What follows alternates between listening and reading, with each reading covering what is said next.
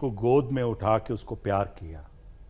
इससे अच्छा वाकया, इससे अच्छा लम्हा कोई और नहीं आ सकता। माशाअल्लाह। और तकलीफ दे लम्हा आज मैं अपने देखने वालों को बताऊं, जब बेटी की शादी हुई, जब मैं रुखसत कर रहा था, वो मेरे कंधे से लग के जब रो रही थी, जब वो मेरे कंधे से हटी है तो उस वक्त लगा कि ज़मीन पैरों तले से सरकी।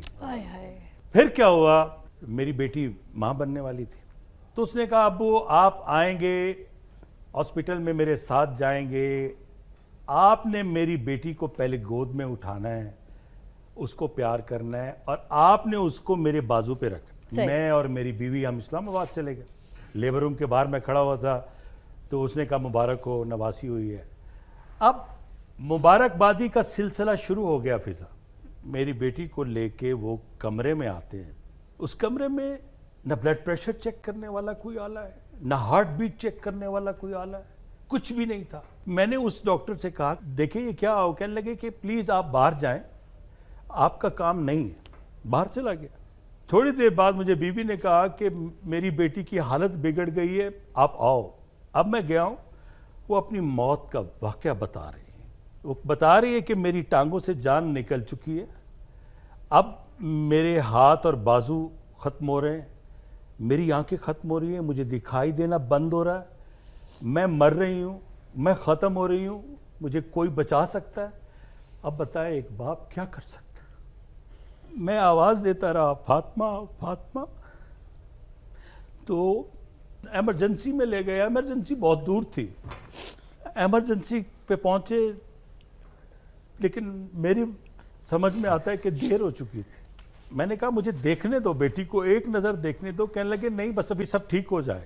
मुझे एक अजीब सी फीलिंग हुई कि पूरे का पूरे वार्ड खाली करवा दिया गया, लवाहकीन को बाहर निकाल दिया गया, एमरजेंसी के सारे खाली कर दिए गए। शायद कहीं उनके जहन में ये था फिजा कि ये शोबिस का आदमी है, अगर इसने रिएक्ट किया तो बहुत ख़तरनाक करे।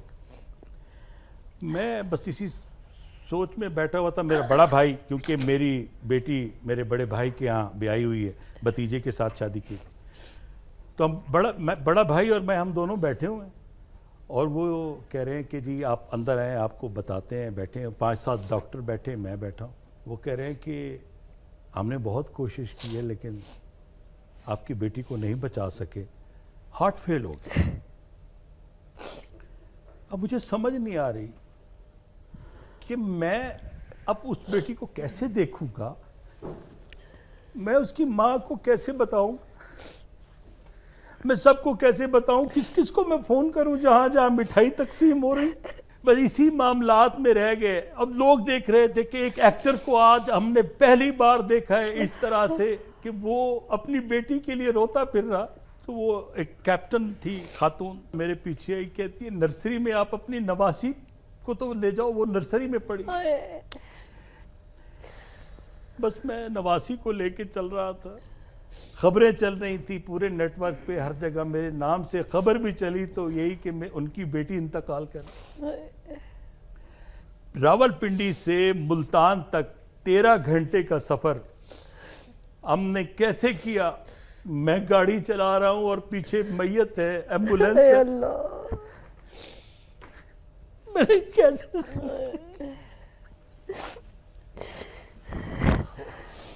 वो बाप कैसे गाड़ी चला सकते हैं?